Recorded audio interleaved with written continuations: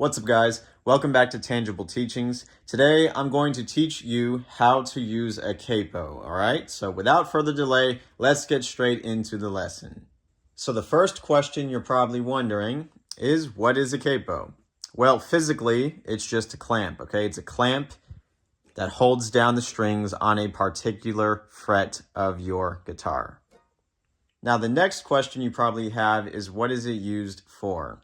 So one of the main uses of a capo is to avoid chords that may be difficult, okay? So like bar chords, for example, can be difficult for beginners, okay, and intermediates. And so what a capo does is it allows you to not have to put a bar down like this with your index finger, because these type of chords can be tough. So the capo acts as a bar, okay? So you get to take your finger off, you get to put that bar down, right? And now you don't have to have your index finger here. You can just focus on the rest of the chord. So for example, right, this is an E major chord. But what if the song you're playing tells you that you have to play an F sharp major chord, okay? F sharp is located right here on the low E string because it's the low E, right? So E, F, F sharp. All right, now the shape that you do with your hand when you're on the low E string to make a major chord, a bar major chord, is this shape, okay? And so this can be tough for people and many other shapes. So what you do is you put the capo on that letter, so F sharp, right? And then now I can just play E major shape because this takes care of the first string forming and the last two strings, okay? So look, E major, right? Why do I not have a bar here?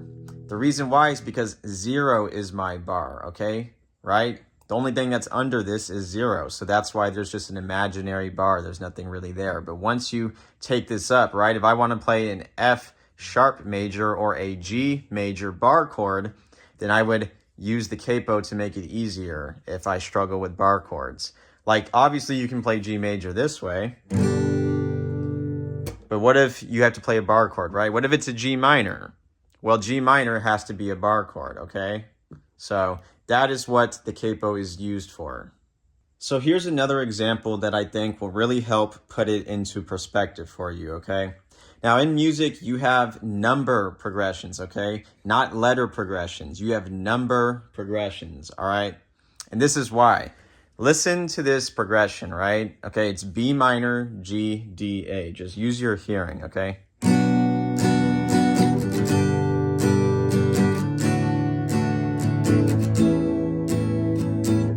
Right? Now listen to this other chord progression.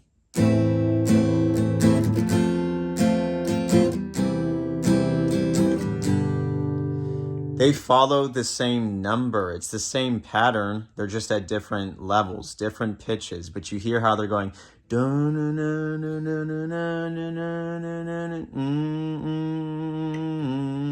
They're all doing that same thing, just different pitches. So like another one, right?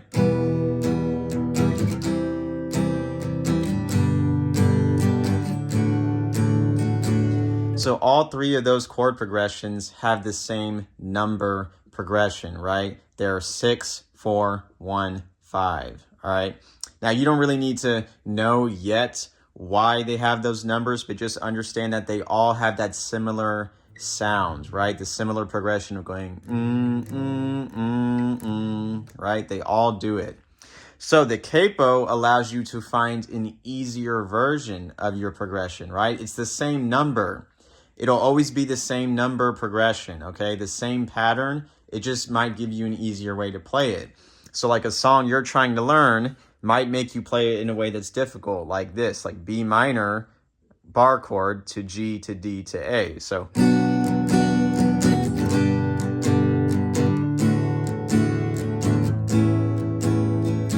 you might be like, I don't want to have to use bar chords at all. And so you can use an app, right? Ultimate Guitar, the app you're probably going to learn a lot of your songs with.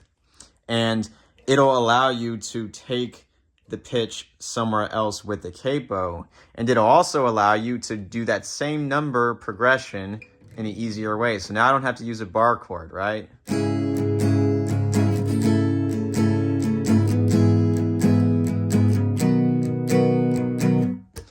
So there you go. So reason number 2 why you would use a capo is for your singing, is for your voice, okay? Because sometimes you're going to be trying to play a song that you love so much, but you just can't sing it because you have a different vocal range than the singer, okay? So it might be down here, it might even already have a capo on it, but it might just be at a place where you can't match the chords vocally, like it's too low or it's too high and it's just too hard, you're straining yourself. And so once you have the song memorized, right, you have the chords memorized, you can take it somewhere else. Find a place that's more comfortable for you to sing it on your own, right? So that's reason number 2. So reason number 3 why you use a capo is simply just to spice up your music, okay? For example, the chord progression, E minor, C, G, D, right? So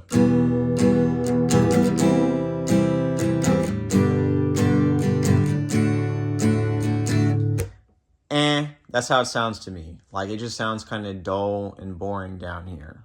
So I can take it somewhere else and it immediately gives it a new kind of flavor. It spices it up.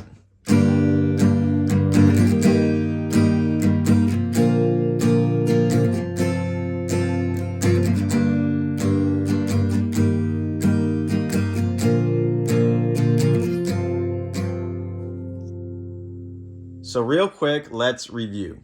The first reason why you would use a capo is to avoid bar chords, especially if you suck at them, okay? But at the same time, some songs actually sound better when you take the bar chords out of the equation. Not all songs, but there are some where it does sound better when you take the bar chords out and you use a simpler progression. So keep that in mind, but this does not mean to avoid bar chords, okay? You still need to practice bar chords forever, all right? But like I said, some songs it's just better to go without them. Now, reason number 2 why you would use the capo is to find a good pitch that matches your vocal range, okay? And then lastly, reason number 3 was simply just to spice up your music, to find different places that really change the dynamics of your music, right? There might be something you play down here in your standard tuning and you just don't like the way it sounds. Like you're like, oh, that's ugly. I'm never going to play that again. But you might take it up here to 4 or 5 and all of a sudden it's something that actually sounds perfect, okay? So you really need to take your time and experiment with the capo. Yeah, it's really a nice tool. I love capos. Everybody should have one, whether you play acoustic or electric. Oh yeah, there's one more thing I want to tell you about the capo. It does not change the positioning of the letters on the fretboard, okay? So for example, the 3rd fret on the low E string is a G, right? The 2nd fret on the A string is a B. These letters do not move around, okay? They only move around if you change the actual tuners on your guitar. If you don't change the tuners on your guitar, those letters do not move. However, if you have your capo on, whatever letters are below the capo, you no longer have access to. All right, that's pretty much the only thing. Well, that pretty much sums up today's lesson on the capo. If you guys have any other questions about the capo or how to use it, make sure to leave those for me in the comment section.